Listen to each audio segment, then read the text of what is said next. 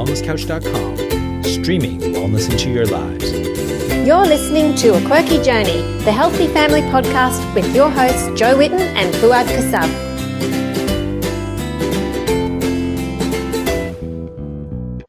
Hello, everybody, and welcome to A Quirky Journey. With me today, I've got my special friend and co-host, Jo Whitten. Hi, Jo. Hello. And today we have a special guest who is a person whose story is extremely inspirational. And we've asked her to come and join us on the show so that she can share that story. Jo, do you want to let me introduce her. Yeah. So I have to say, a couple of years ago when I first started GAPS, I was traveling doing my classes with Thermomix, and I was down in Melbourne. And if anyone knows what it's like when you've just started GAPS and you're trying to travel, it's not easy. You can't really make broth in a hotel room or motel room. I always get them mixed up. Anyway, so I had a message from Anne-Marie, who's our guest on the show today, and she said, would you like me to bring you some food to the class? I was like, oh my goodness, she brought me this whole esky bag of things, broths and food. Do you remember, Anne-Marie? Yes, it was a pleasure, Jo. I was a bit nervous cooking for the guru, though, I have to. It was so sweet. So I got very well cared for. So back then, I think Anne-Marie was sort of starting to eat GAPS. Am I right, Anne-Marie? Yeah, that was my first attempt at GAPS, which, it didn't go as well, but fortunately there's a happy ending to that story. So I was having a dabble. Yeah, you were, and you were doing well, but there was a lot that you had to have help with. And I think the reason will come out in your story. Anne-Marie actually has a difficult to cope with autoimmune disease, and difficult to pronounce as well. Difficult to pronounce because I'm not going to say it, but it's AS stands for it. I'll let Anne-Marie explain. But we've sort of known each other online for a few years, haven't we, Anne-Marie? And, yeah, we have. Yeah, and I've just been so inspired in the last year to see the changes in your health, and I just really wanted everybody to hear your story. So thank you so much for coming on the show with us. I know some people find this a bit nerve-wracking, but as you can see, we're pretty normal, and so you'll be fine, right? She laughed when I said we're not normal. Okay. She had a bit of a chuckle. Are you serious? We've had a my kind of. Right, we've had a good laugh before the recording started. But we'd love for you to share your story. So please start wherever you want to. But we just want to really show people. We've been talking about this with the last podcast with Mary, with in the last few actually, we've been talking about how some people find it very difficult to begin with gut healing because they've got so many special situations and so many foods that they just can't eat, that they look at GAPS and go, well, I couldn't do that. I can't eat those foods. We'd love to hear how it went for you. So go ahead and tell us your story. Yeah, okay. Well, I guess your story becomes very different, doesn't it, when you look back with, the benefit of hindsight. Benefit of what we've learned, I guess. Yeah. But yeah, just a bit about me briefly. The condition that I've got is called Ankylosing Spondylitis. So it's no wonder that that's a bit of a tough pronounce, let alone spell. But it's a fairly uncommon type of autoimmune inflammatory arthritis, and it affects your spine. So for most people, including myself, it has big issues to do with mobility. It's a very painful condition, and it can really limit your ability to just lead a normal life. But as I've tried to unravel the puzzle of what brought me to this point, you tend to look back on your life and have a look at different things that went on that might have brought the disease on. So I had the benefit of a mum who was a great cook and a dad who was a great gardener, and we had a really healthy upbringing.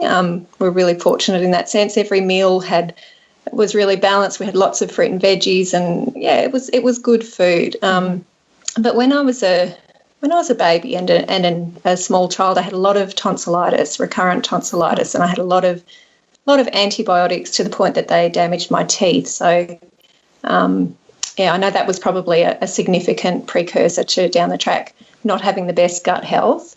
But look, my disease didn't really catch up with me until I was in my late 20s, when I started having quite a lot of back pain. And I used to be a sales rep, so I used to spend a lot of time driving in the car. And I always just put it down to that. I'd have a lot of trouble at night. There was a patch where I just couldn't sleep at night. I'd be up walking around the house in back pain and just having a lot of trouble. But it kind of went away. And I think really looking back, a lot of autoimmune diseases disappear when you're pregnant. And my early 30s was, I think it's because if our body was in that attack the invader mode, it would probably be really harmful to a baby. So the body just naturally switches that off. And that was what I think happened to me. So the time, most of my 30s, I was, pregnant, breastfeeding, and then I was also dieting a bit to try and lose baby weight. And to do that, I cut out carbs, cut out starches. And I think in hindsight, that probably kept the symptoms at bay too. But by the time I was in my late 30s, my health really fell in a heap. And I caught pneumonia and was very sick, and that was initially misdiagnosed as Legionella. So again, a whole barrage of antibiotics. And then the following year, I went to Hawaii, that was where I met you, Jo. I remember we did there, didn't we? We met for the first. But I came home with an unfortunate souvenir in the form of a parasite from that trip. Oh, really? Wow. Yeah, and I got really, really sick. Are you referring to Jo? Sorry. Sorry. I should be so lucky for it. No. So there. Don't worry, guys. We're always like this. Yeah, so it was a tricky one to diagnose again, and so I had just so many really, really strong antibiotics. And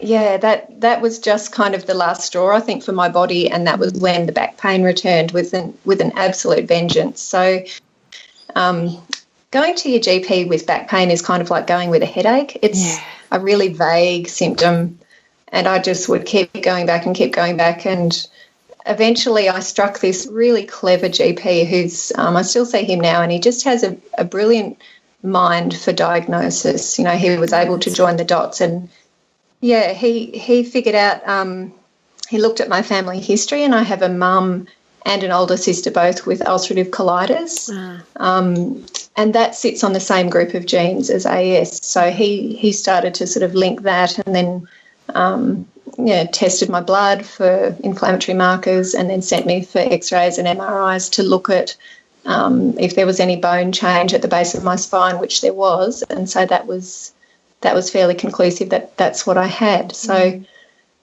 look, I think information is always helpful, and for me that was not a real down point of my life. It was great to get that diagnosis and start moving forward and to know what I was dealing with. So that what doctors will tell you and what the rheumatologist, the specialist, told me at the time of my diagnosis was I needed to be on medication for the rest of my life, and I needed to keep moving. So because AS affects the joints, you need to keep moving, because long term, if the disease is unchecked and if you lead a very sedentary life, the bones will actually begin to grow and to fuse together. So ultimately you can end up with, instead of a moving spine with separate vertebrae, you can end up with one solid rod of bone growth. That would have been a scary thing to hear. Yeah, and in the past that's what happened to people, and the classic AS posture in the past was that very jutting forward chin and a real hunched back with a big sort of lump at the back, at the top of the spine. So back before people knew how to treat it and how to keep moving, that was what used to happen.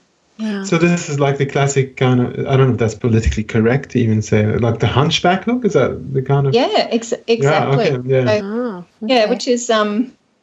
Right, so that's why when you see older people who have that kind of posture, that might be what they have. Is that Yeah, look, I don't know, Fuad. I think that too. When I see elderly people with that posture, I always think to myself, I wonder if that's AS that has done that to them. I don't know if there's other conditions that can produce the same posture. When you talked about the back pain, can you tell me a bit more about the symptoms of your back pain? Like, what is it that you actually felt? Was it just muscular pain? Was it spinal? How did it manifest?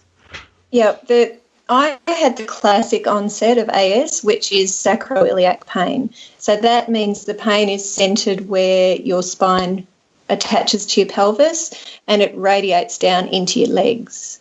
So it's a very... So the front of your legs or... Usually the back, so through your buttocks and down into your legs. So that's why it makes walking very difficult. Right. And it can sometimes be, for me, it can be worse in one leg and one hip than the other sometimes, or it just sort of moves around. So Did it affect your flexibility? It's different for everyone. Like for me, I'm a fairly flexible person, but if my posture is assessed, I'm able to, if I go to touch my toes, I can almost put my hands flat on the floor. But I'm using my legs and to do that rather than bending my spine correctly. Yes. So flexibility is really a test of it. That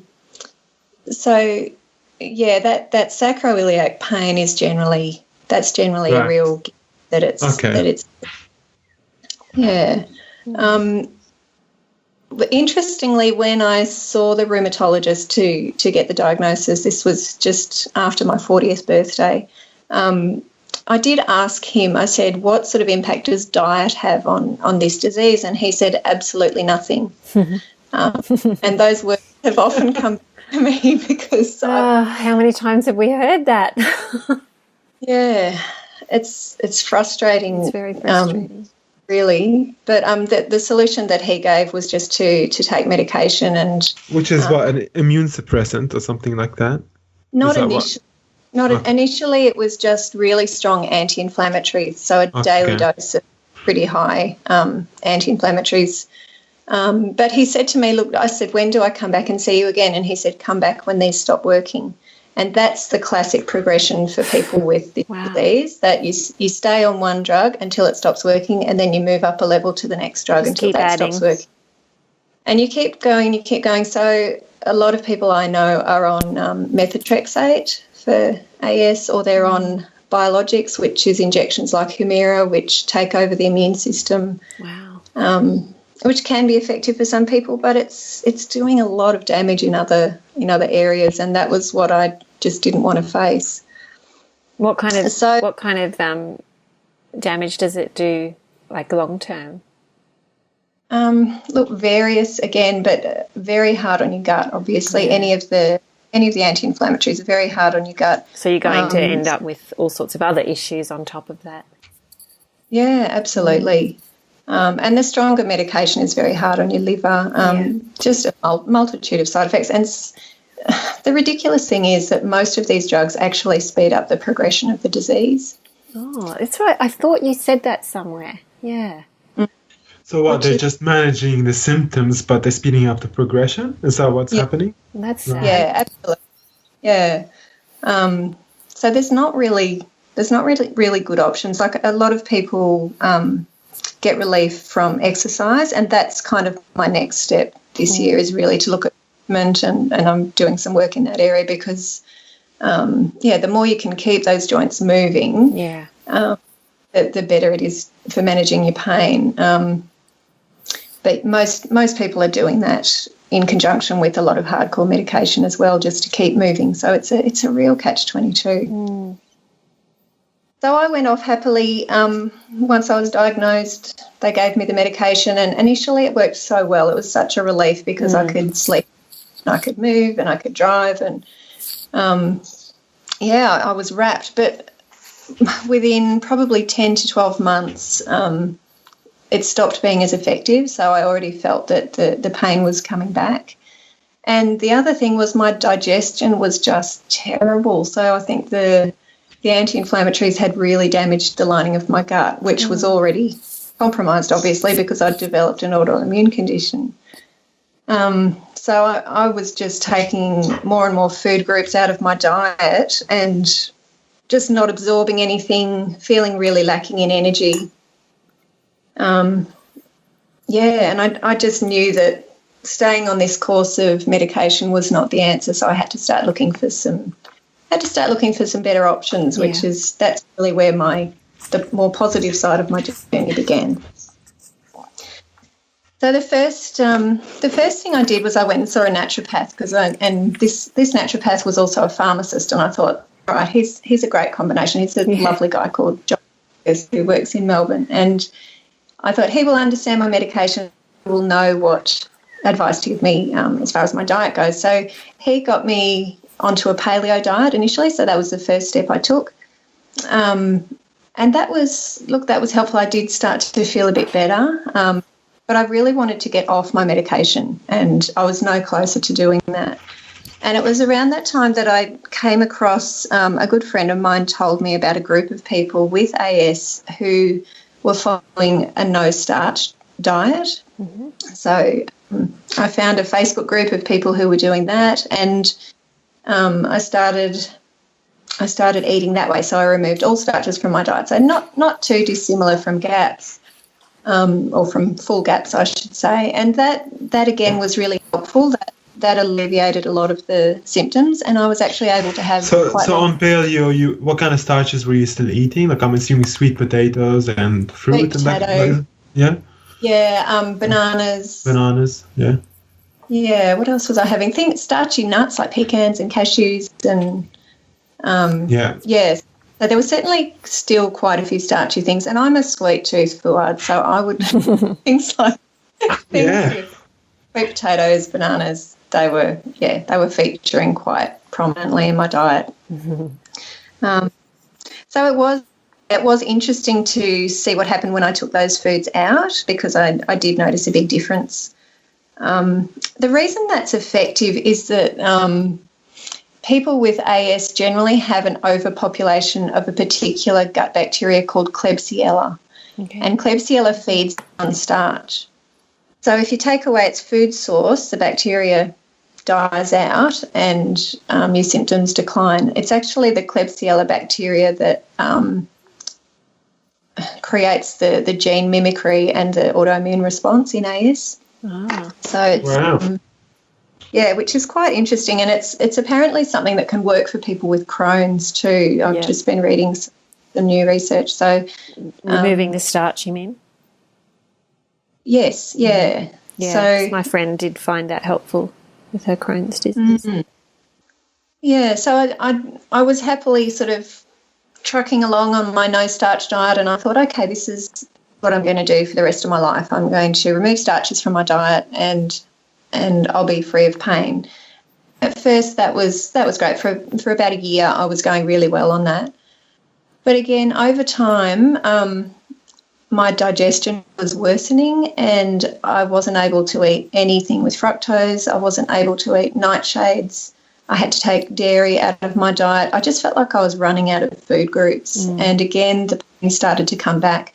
I think, if I'm really honest looking back, I probably wasn't as great at keeping up my willpower either. I think I would let a few little sneaky starches get into my diet, and that you probably don't realise how important it is, do you, at first? No. You kind of think a little bit won't hurt. Yeah. It's so hard to totally exclude starches too. If you're wanting to travel or eat out, it's just in everything. You know, any thickener you can think of is in it.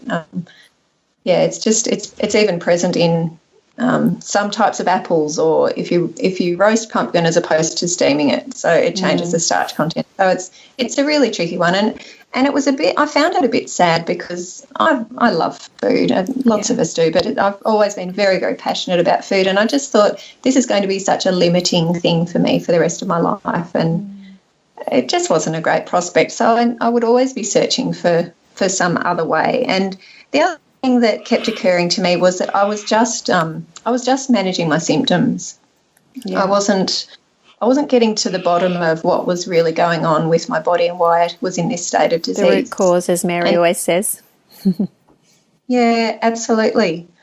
And that's probably what attracted me to GAPS, because it was the only thing in everything that I'd read and everywhere I'd researched, it was the only thing that was talking about getting to that root cause and actually affecting healing rather than just symptom management. So it was, it's pretty unique in that sense. So yeah, that's why I decided to go down that route. And as I mentioned before, I had that little my first foray into GAPS. I did it for about 3 months, but I did it on my own, and all I did was I bought the book, and because of the sort of personality I am, I followed the book to the letter. Yeah. And GAPS doesn't work like that, as we all know, and I know now, being a bit further down the track. So after 3 months, I was progressing, and I started to feel worse again because I was just so stuck, and I think psychologically it was just so hard to stay on those early stages of intro without knowing where I was going, and so I gave it away, and went back to what I was doing, but with the same result. I was still having a lot of digestive distress and not feeling great. So I had to get my willpower back and have another good go at GAPS. And why did you decide to have another go at it? Did you sort of feel like it didn't work, and then? I still really believed in it, Jo. Like I knew that it hadn't worked for me, but I kept hearing little things that made me think, I don't think I did it right. I think there's a better way to do this. And I really knew that I needed help. Yeah. I knew that I couldn't attempt it on my own. So probably the main thing, when you have those epiphanies that really push you to do something, I remember what it was for me. It was my said something to me one day. I can't remember what context it was, but he said something about me being about halfway through my life. And I just had a big flash, and I thought, I feel really old already. I just feel like an old woman. Because of your pain and everything. Yeah, and just having no energy and was so limited in what I could do. And I just pictured the next 40-odd years of my life stretching on ahead of me, and I didn't like what it looked like. It just wasn't. I had the same thing, Anne-Marie. That was really when I was right at the bottom of after a quick coffee, and I was feeling the adrenal fatigue, and it had sort of taken its toll on me, and I was really, really fading in my life force. I was just, and I was like, what? Like, I'm just 37. I was just 37 years old. I felt like almost my life was over at that stage. I'm like, how can I live continuing like this? I just feel really old already.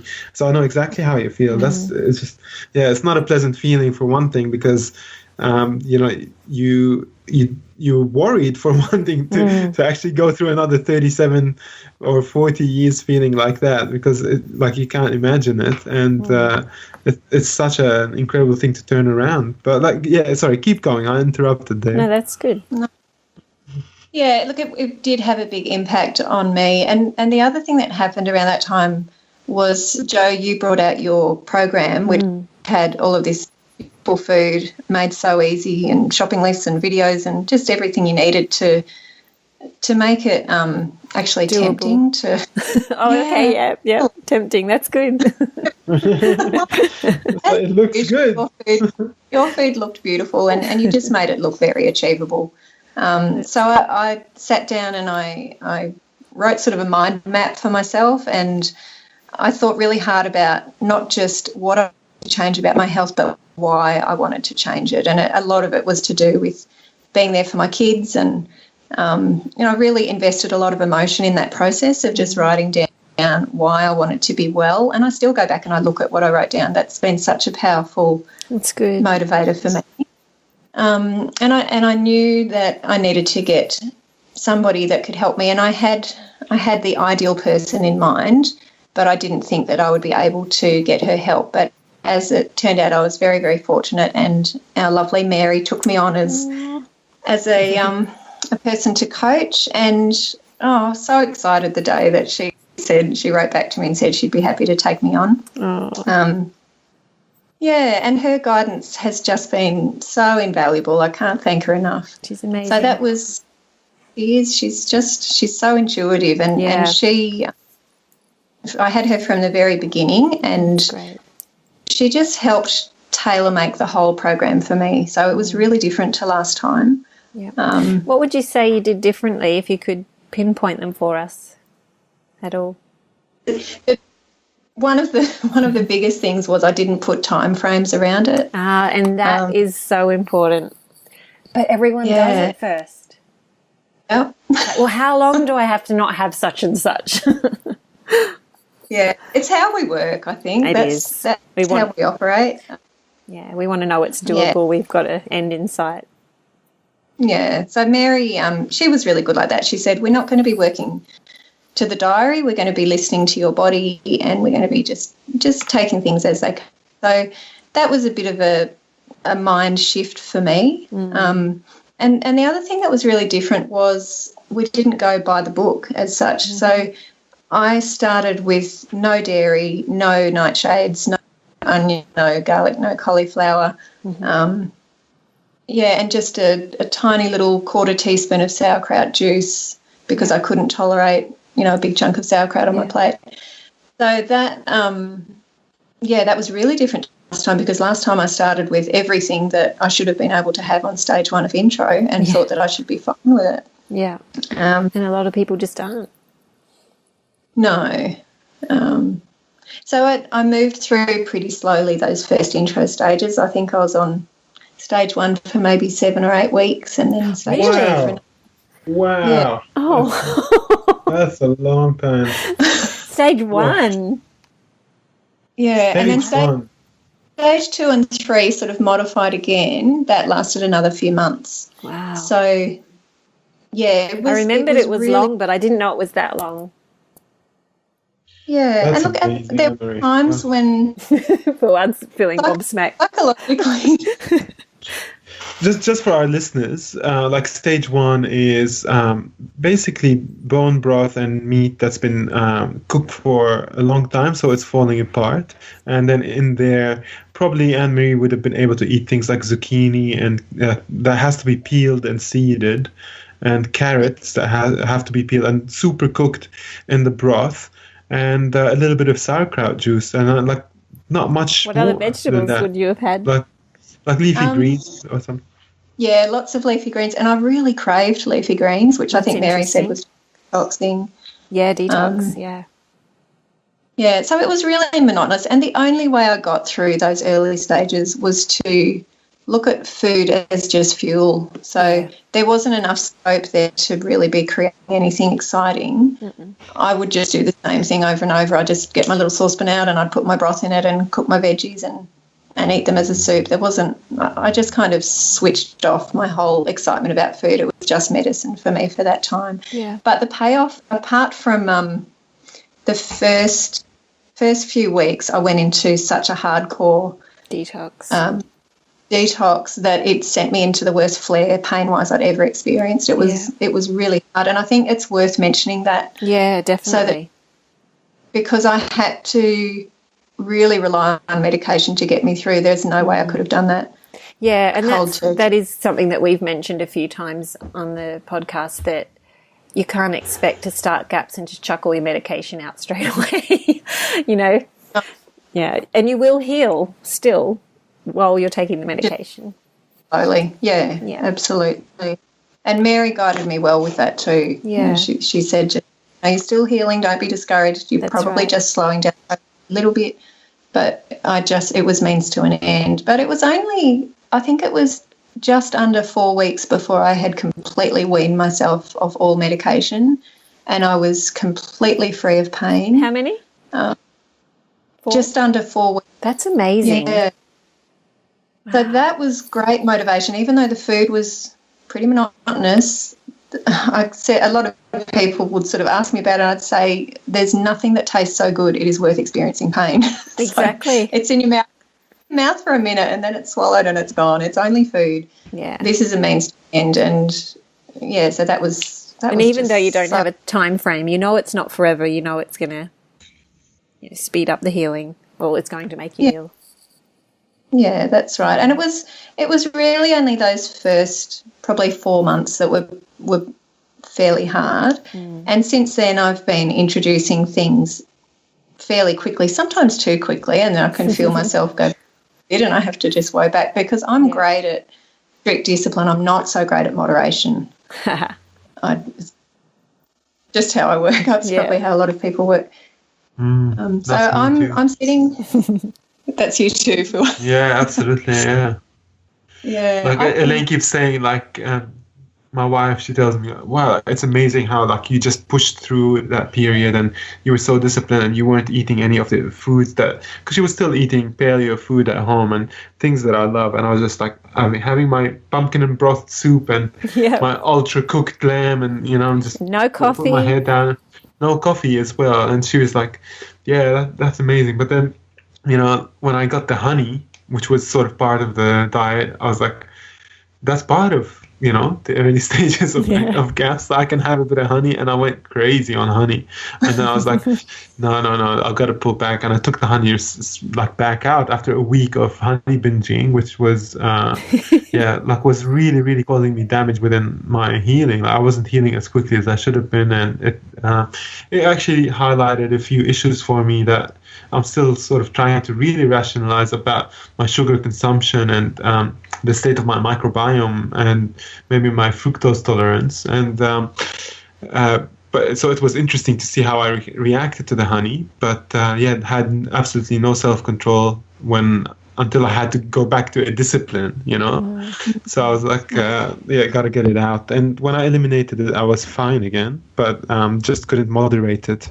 And going backwards is really hard. I find that mentally that's really hard because my struggle is honey and nuts. I just overdo it, and same. They work for me. So I'm having a good stern talking to myself just this week, saying I need to go backwards and just But I haven't won that battle yet. But that's one of the things about, like, you know, the GAPS guidebook, like the guidelines or the book, or, you know, when people just read it and they go, you know, in this stage I can introduce nuts, and they just they don't understand that this should be just a small part of your diet, like just like a little supplement into your diet to just give you a little bit of variety.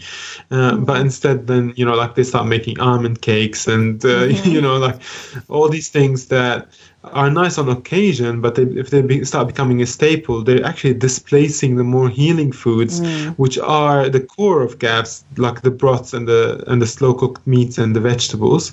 And this is what GAPS should always be. Like, I think at 80% of it, GAPS should be those foods, and the rest are just the peripherals. From there are the things that you can play around with and have a little treat variety in your diet. Yeah. I guess it's a hangover from the diet that we grew up on. Yes, where you have to have baking. It's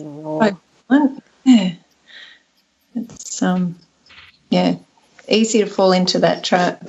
We always had baking in the house growing up, you know, always. Yeah, we did too.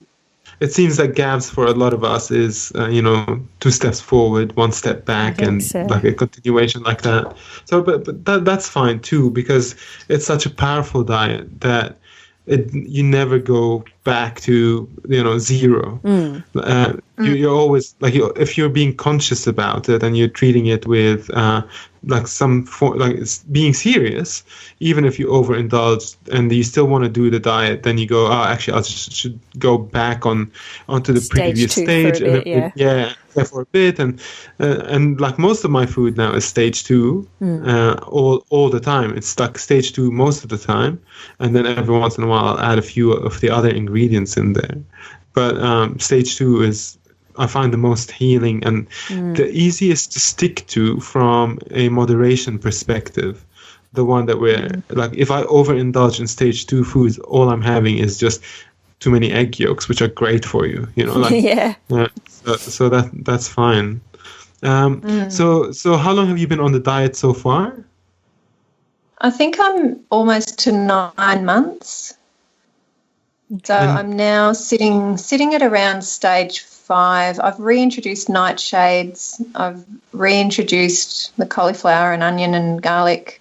And that's all working? I've managed. Yeah. That's good. And I've managed to have some ghee, which is exciting. Awesome. Yeah, so I feel very content at this stage in terms of variety. It just feels amazing, even though probably by normal standards it's fairly restrictive, but to me it feels like I'm at a smorgasbord. It's great. And how's the pain? Look, it's really pretty good. I do get a bit of pain some nights. So AS pain gets worse the longer you're still on your feet. So by morning, if you haven't shifted around bed, it's more lying down. Yeah, so sleeping during the night, that's when it starts to trouble me. I still feel like I've got quite a lot of healing to do, so I'm still hopeful that pain will totally disappear. Yeah, but it's most of the time now during the day I just feel like a normal person as opposed to previously struggling in so many different ways. So it's a dramatic difference, and that was brought home to me just recently. I've started a hydrotherapy and physio course specifically for people with AS, which has been fantastic. The other people in my group, they're able to move about the same way that I can, but they're on the absolute maximum level drugs. So I just had a bit of a reality check then that I'm there with, I haven't taken anything since last September. Wow, and that's awesome. All I'm doing is gaps, and it's made all the difference. Anne-Marie, you've got to tell the story about what you told on Facebook. It just brought tears to my eyes that day when you posted in the gut health program support group, and do you remember the story that you told about the day that you were able to walk and get your girls from school? Yeah, I do. That was a big thing because your kids miss out on a lot when you're sick, and there were so many things. When I went through bad patches, there were so many things that my husband just would take the children without me, and they kind of got used to. Sometimes Mum had to stay at home, sometimes Mum was in bed for days at a time, but I know it was awful for them. It's a bit scary for kids, and it would have been hard. And in the past, I used to love to walk up to the school and meet the kids, and then we'd all walk back together to the car. It was just a nice little afternoon walk, and I hadn't been able to do that for just probably a couple of years. And I was starting to feel really good in the early stages of GAPS, and so I walked up to school one afternoon to surprise them, and my youngest daughter, who was about 9, 10, she came out and her face just lit up. It was just so beautiful. Mummy, you walked, you came and surprised us, and it was just the best feeling, and it made all the made it all worthwhile. The broth and veggies just fade into insignificance. Yeah, it was really special, and it's just been going from one positive moment to another over the past few months. So I feel really fortunate. So good. Well, that's an amazing story, and really such a great testament to healing through food, regardless of what your doctor tells you, that you won't be able to manage your symptoms or to heal yourself through food. And I think, between you, me, and Joe, the three of us have 100% ability to refute that argument that they have about all sorts of things. And one of that, acne and eczema, and Joe with Isaac especially, and the OCD and anxiety that he experienced and how he turned around. So, GAPS giving thousands and thousands of people so much healing and hope. And I really hope the listeners take this in and really understand the significance of what's being said here, and how much of an impact this kind of diet will have on your life. This is a whole food diet that just gives your body a break. It gives you the chance to recover and heal while maximizing your nutrition and lowering the toxicity to your body. And that's really at the foundation of healing for us. So if you add to that a little bit of rest, sleeping as much as you can, avoiding artificial lighting at night, and getting a bit of sunshine, and do some moderate exercise and walking around, and you'll start feeling so much better than you already are. And it's such an amazing thing that's right at our fingertips to be able to do. So I hope that the listeners get inspired by this, and that they start taking action and see that in such an extreme case you were able to turn it around and to feel so much better, and to halt the progression of your symptoms and reverse them, as opposed to the normal narrative, which is, going from one drug to the other after the first one stops working. Just getting worse as you go. Yeah, like what a crazy thing to be told, and a scary thing to look down in your life and go, this is going to be the path I'm going to walk down in my life. You don't have to accept that. You can take a different road, and then it's just follow what the others are doing here. Yeah. It's a road well traveled to healing, and it's easily accessible, and just all you need is a little bit of patience with yourself and determination, and until you get through that early stage of flipping from being extremely exhausted and tired and in pain to starting to see some recovery in yourself, and then it will snowball from there. What you will do from there is just you'll get so much motivation. I'm sure you all agree that's been the same for all of you. Like you get a little absolutely. And yeah. So you're how many months into the second go of GAPS? You said about 9. Yeah, nearly. I think I'm nearly to 9 months. Okay, and so you just like you said, you're not putting a time limit on it. Just going ahead and working through it as well as you can, and finding so much benefit as you go along. And who knows, where you'll get to. But we'll really look forward to seeing how well you do. And just, I know with Isaac, just the fact that he had been able to come off the medication just made him so happy. It was just, he said it was just so worth doing for him. Yeah, well, it's even the medication I was on, I found it really dulled me down, and it made me feel very... Yeah, and it's good to have that clarity of mind back and just feel myself. And look, I think it will be at least a couple of years for me on this journey, and then probably revisiting it for the rest of my life. Mm-hmm. I just look at it as it's just a blip on the radar in terms of the rest of my life, and it's an investment that I can make now that I'm going to thank myself for forever. So it's so worth it. I know it's so easy to put it off and think I've got something special coming up. Well, there's always going to be some reason not to do it. Always. How do you cope with eating out? Can I just ask that now?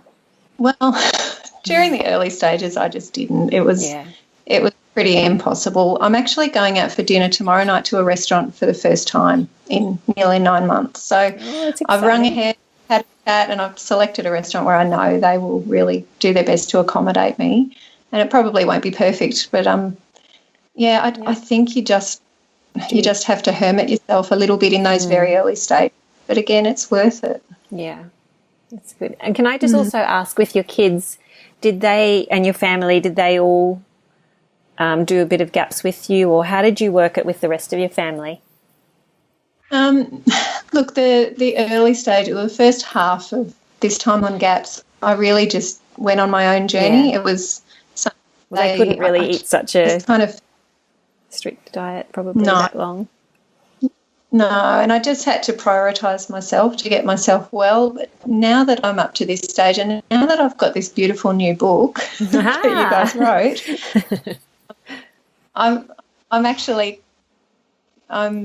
pretty much doing every family meal is something we can all eat. So they don't know it, but they're doing stage 5. Awesome. Oh, that's awesome. GAPS. That's what we like to do. Great. And I must tell you, last week my little one said to me, Mum, is this the 5th night in a row we've eaten Lebanese food? Oh, that's so cute. And she wasn't complaining, but I think it was. Lebanese people eat Lebanese food every day, so there's not much to complain about there. It's good food. And there's so much what flavor. did you make? What did you end up making for them? Just been binging on. You mean in the early days or out of the book? Out of the book, yeah. Yeah. So I've made your beautiful salmon, and I've made the lemon and saffron chicken, which is just so good. I think we had that 3 times. And then because it makes such a big batch, but no one complained. And I've been putting your tahini sauce from the salmon on everything. So I made a lamb roast, and that went on lamb roast, and then we had sort of wraps the next night with the shredded lamb in it with more of the tahini sauce. Yeah. See, now Joe's going to start laughing at you. No, I'm not, because I was the same. she used to say, "What's with the tahini? Do you have showers with tahini?" Like, oh, Joe, you don't understand. It just goes with everything. And then I wrote him a message and said, "I love this tahini dressing. I'm putting it on all my salads." And so yeah, I'm a convert too. Yeah, it is. It's a great. It's such a great traditional sauce. Like it'll just go on anything. And if you make it thick enough, it can sort of go as a crust for the fish, or you can make it a little bit thinner, and you can use it as a dressing for a roast vegetable salad. And you put that with a little bit of spices, and you've got yourself an incredibly luxurious salad. It's just so good. Anne-Marie, try the roast veggie salad, but use the tahini dressing instead of the dressing in the book. So good. And if you've got some dried thyme or oregano, sprinkle a little bit of that onto it as well. Wait. What? You mean za'atar? Yeah. Za'atar, yeah. Yeah. But that's I didn't want to say that him about. That, olive oil, and tahini, those three. He just uses it every day. Every time I'm cooking at his house, it's like, where's the oregano? Just use za'atar. Where's the thyme? Just use za'atar. Just use that. I'm like, But I must say, it's very yummy. It is good. It's the best. It's the best. I've got 6 kilos of it. That's why I say use za'atar, because my mom sends me like a kilo every year. Yeah. And because I don't eat bread anymore, like za'atar, which is a mix of dried mountain oregano with sumac, and you put some toasted sesame seeds and salt with that. You put olive oil, and you make a beautiful kind of dipping sauce. But the typical Lebanese breakfast is a flat bread with za'atar on top that's sort of baked with the za'atar on top. Yeah. Or you can just make a Lebanese bread and put the za'atar in it with cucumbers, tomatoes, and even labna, which is the strained yogurt, and mint. And that's like every breakfast in Lebanon is like that. But since I stopped eating bread, I just don't eat that much za'atar anymore, but my mom keeps sending me supplies as if I'm, still eating bread. Well, I tell you what, it's good in that saffron and lemon chicken, but it's not. It goes a bit green, but it tastes good. Yeah, well, that's why, actually, the traditional recipe doesn't have the saffron at all. I added that because it just added a nicer color, and I thought people who are actually cooking might not give the recipe a go if it was just lemon chicken. Yeah, just kind of red color. If it wasn't red, it looked green. Like they go, I don't want green chicken. Yeah. But so it was a bit of a trick. You just add a pinch of saffron and change the whole color. No, it's so good. Yeah. Well, it works. It's actually almost easy pain to go out. Yeah. It's cutting out still for me, so I'm hoping it's not the same book, because those recipes are meals that everybody. Lost it. I think Anne-Marie is trying to say, I'm not really sure, but from the words that I've gathered, is that she's saying this is an amazing cookbook. You guys have to buy the cookbook if you want to eat a good healthy diet that is gut healthy. So the book is called Life Changing Food. It is on quirkycooking.com.au. Couldn't have said it better myself.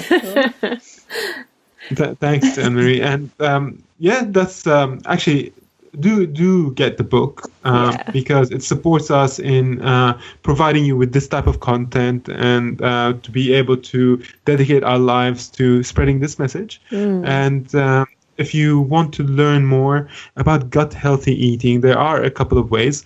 One is Joe and I have an online gut health program that Anne-Marie has joined, and it's called, it's found at gaps.quirkycooking.com.au, and you'll be able to sign up there, and you'll have a lifetime subscription where you learn all the things that you need to know about cooking for GAPS. It'll take you through the stages of GAPS with recipes, meal plans, video tutorials, that talk to you about the basics of gut healthy eating and making all sorts of dishes and the techniques that you need for gut health Gut Healthy Cooking, and that's available online. If you sign up there, you'll also be given access to our Facebook group, which is a gut health support group, and that's everyone who is on the gut health program has access to it, and everyone goes in there and they ask questions of each other and they support each other to be able to overcome these hurdles and to clarify any things that might not be clear, because there's a lot of things that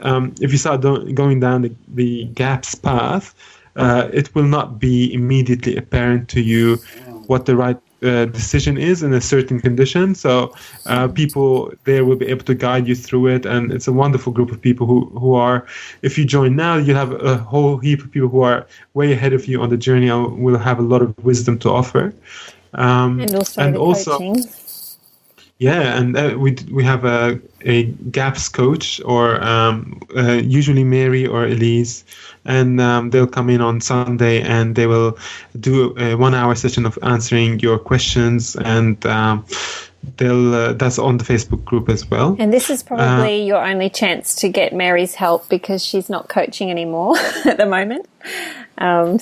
She's not taking on new clients. So if you want some coaching from Mary, who Anne-Marie found so helpful, she's in the program helping us.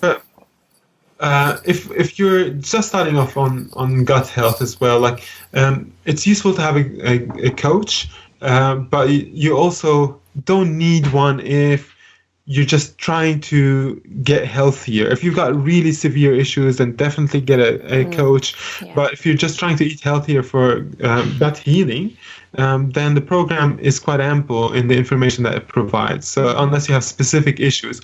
But again, with those specific issues, there's a lot of support for you with that. And we have the Gut Health Retreat, as we said, that coming up on Friday, Saturday, Sunday next week. So the dates are going to be... So I can I'll open my calendar. 2nd to 4th. That's right. June. And that's in the Atherton Tablelands, next to where Joe lives in far north Queensland. There's a couple of spots that are still there. And, of course, Life-Changing Food has a lot of gut-healthy recipes that are either GAPS or have GAPS variations in them. And quirkycooking.com.au is the ultimate resource for gut-healthy eating as well. And it's all freely available for you online to go and check it out. And follow us on facebook.com/quirkycooking. And Joe is on instagram.com/Joe Witten as well. Anne-Marie, thank you so much for being with us today on the show, and I'm sure a lot of people find this inspirational and motivational, and well done on your journey. I'd have to quickly mention something. Anne-Marie has a blog, and she does gut health workshops. Tell us about them quickly, Anne-Marie. Well, I have started a blog just because I want to help other people with ankylosing spondylitis. I want to help them find out what I did without going through years and years of pain and drugs and doctors telling them diet has no impact. So I've got a blog called Living Well with Ankylosing Spondylitis. I don't want you to have to spell that though. So if you just search for livingwellwithas.com, that's my blog.